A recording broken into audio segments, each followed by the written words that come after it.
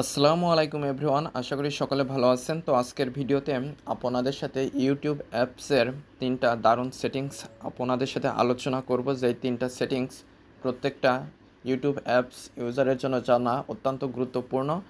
তো আজকের ভিডিওতে এই সেটিংসগুলো কিভাবে কাজ করে, কোনটা অন করলে কী কাজ করবে, সমস্ত বিষয় এ টু জেড বিস্তারিত আপনাদের সাথে আলোচনা করব। তো অবশ্যই ভিডিওটি না টেনে সম্পূর্ণ ভিডিওটি দেখবেন। মূল ভিডিওটি শুরু করার আগে সবার কাছে ছোট্ট একটা রিকোয়েস্ট, যারা এখনও চ্যানেলটি সাবস্ক্রাইব করেনি তারা অবশ্যই চ্যানেলটি সাবস্ক্রাইব করে আমাদের সাথেই থাকবেন, আর যারা অলরেডি সাবস্ক্রাইব করেছেন তাদেরকে অসংখ্য ধন্যবাদ। তাহলে চলুন মূল ভিডিওটি শুরু করা যাক।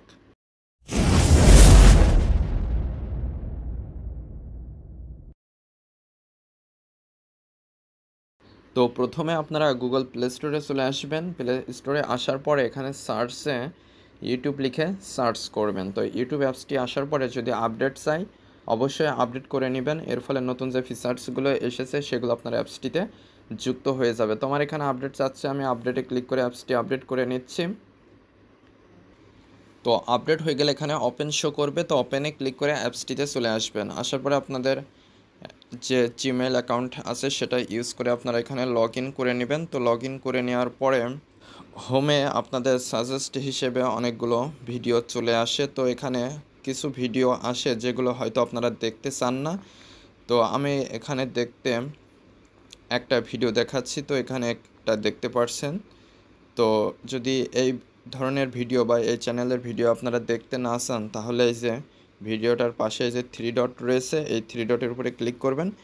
ক্লিক করার পরে এখানে আপনারা অনেকগুলো অপশন পেয়ে যাবেন। তো এখানে রয়েছে নট ইন্টারেস্টেড, তো এটা যদি আপনারা সিলেক্ট করে দেন তাহলে এই ধরনের ভিডিও কিন্তু আপনাদের সামনে আসবে না। আমি জাস্ট এটা উদাহরণ হিসেবে আপনাদেরকে দেখাচ্ছি। আপনাদের নিউজ ফিডে যে ধরনের ভিডিও আসে যেগুলো আপনারা দেখতে চান না, এই সেটিংসগুলো সেই ভিডিওর উপরে অ্যাপ্লাই করবেন।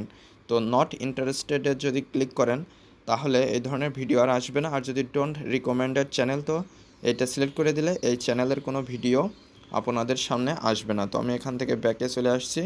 তো এরপরে যেটা দেখাবো সেটা হচ্ছে এখানে আপনারা যখন হোমে স্ক্রল করবেন, যখন আপনারা স্ক্রলটা একটু থামিয়ে দিবেন তখনই দেখতে পারবেন যে যে ভিডিওগুলো আপনাদের রেকমেন্ডেড হিসেবে আসছে সেগুলো কিন্তু অটো প্লে হয়ে যাচ্ছে। আপনারা যদি মোবাইল ডাটা ইউজ করেন সেক্ষেত্রে কিন্তু আপনাদেরকে অনেক ডাটা এখানে লস হয়ে যাবে। আর ওয়াইফাই যদি ইউজ করেন তাহলে তো সমস্যা নেই, তবে মোবাইল ডাটার ক্ষেত্রে কিন্তু অনেক লস হয়ে যাবে। তো এখানে যখন আপনারা স্ক্রল করতে করতে থামিয়ে দেবেন এই ভিডিওগুলো কিন্তু অটোমেটিক্যালি প্লে শুরু হয়ে যাবে। তো আপনারা চাইলে কিন্তু এটা বন্ধ করতে পারেন। তো এটা বন্ধ করার জন্য এই যে নিচেই দেখতে পাচ্ছেন ইউটিউবের যে আইকন, তো এটার উপরে ক্লিক করে দিবেন। ক্লিক করে দেওয়ার পরে উপরে গিয়ার আইকন দেখতে পারবেন, এটার উপরে ক্লিক করে দিবেন। এরপরে প্রথমে পেয়ে যাচ্ছেন জেনারেল, তো আপনারা জাস্ট জেনারেলের উপরে ক্লিক করবেন। তারপরে এখানে পেয়ে যাবেন প্লেব্যাক ইন ফিডস, এইখানে ক্লিক করলে যদি আপনারা অলওয়েজ অন এটা সিলেক্ট দেখতে পান তাহলে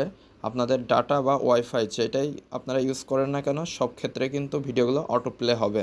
আর যদি ওয়াইফাই অনলি সিলেক্ট করে রাখেন তাহলে শুধু ওয়াইফাইতে অটো প্লে হবে, বাট আপনারা যখন মোবাইল ডাটা ইউজ করবেন তখন কিন্তু অটো প্লে হবে না। আর যদি আপনারা অফ করে দেন তাহলে সব ক্ষেত্রে এটা বন্ধ হয়ে যাবে, কোনো ক্ষেত্রে অটো প্লে হবে না। তো আমি এটা সিলেক্ট করে দিলাম, অফ করে দিলাম। এখন জাস্ট হোমে চলে আসলাম।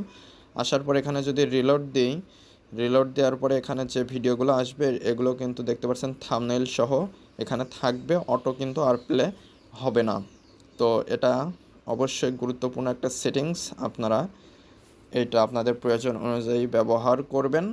তো এরপরে যে সেটিংসটি দেখাবো সেটা হচ্ছে, তো আমি ইউটিউবে আবার চলে যাচ্ছি। ইউটিউবে আসার পরে এইখানে আপনারা ইউটিউবের যে আইকন রয়েছে সেটা দেখতে পারবেন, প্রোফাইল আইকন। তো এটার উপরে ক্লিক করে দিবেন। ক্লিক করে দেওয়ার পরে এই যে এখানে সেটিংস রয়েছে উপরে কর্নারের ডান পাশে, এই সেটিংসের উপরে ক্লিক করবেন।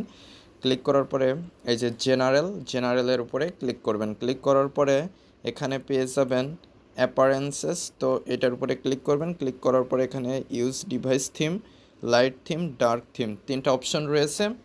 তো এখানে আপনাদের লাইট থিম অথবা ইউজ ডিভাইস থিম এটা সিলেক্ট থাকতে পারে।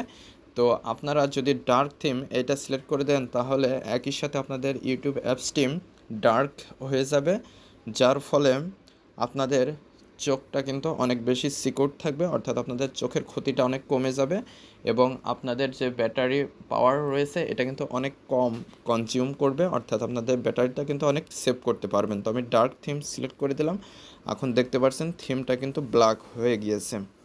তো এখন আপনারা যখন হোমে আসবেন, এক্ষেত্রে আপনারা যখন ইউটিউব অনেক সময় বেশি ইউজ করবেন, এক্ষেত্রে কিন্তু আপনাদের চোখের ক্ষতিটা অনেক কম হবে।